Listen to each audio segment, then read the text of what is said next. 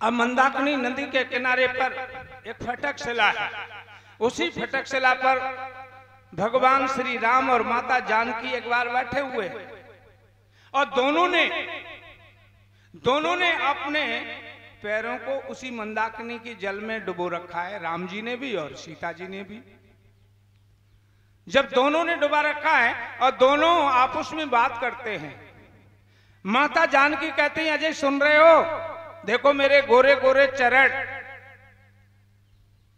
कमल की भांति, लाल कमल की भांति इस मंदाकिनी की धारा में कितने शोभायमान हो रहे हैं।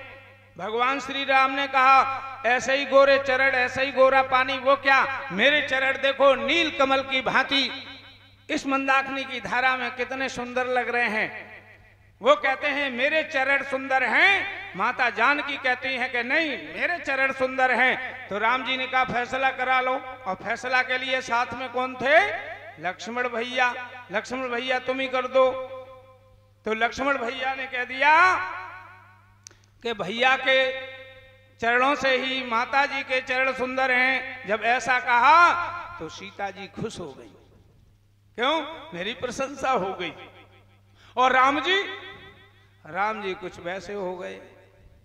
तो लक्ष्मण जी ने कहा, मां फूलो मत। मैंने क्या कहा, जरा सोच समझ करके। मैंने कहा राम के चरणों से, माने भैया के चरणों से आपके चरण सुंदर हैं। माने पति के चरण से ही पत्नी के चरणों की शोभा होती है। यदि पति ना हो तो चरण कैसे लगते हैं, आप जानते ही है। मैंने ये कहा है। तो लगा राम जी को, अरे ये तो मेरी बात कर रहा है, मेरा भाई मेरी बात कर रहा है। तो कहने लगे, लक्ष्मण जी ने कहा फूलो तुम भी मत भैया। क्यों? बोले न तुम्हारा चरण सुंदर है, न तुम्हारा चरण सुंदर है। जिसका आचरण सुंदर होता है उसी के चरणों की पूजा की जाती है। बोलिए सत्य सनातन वैदिक धर्म की जय। हेलो, ध्यान करें, कल भागवत कथा में भगवान कृष्ण की झांकी दिखाई जाएगी और गोवर्धन जी की पूजा होगी।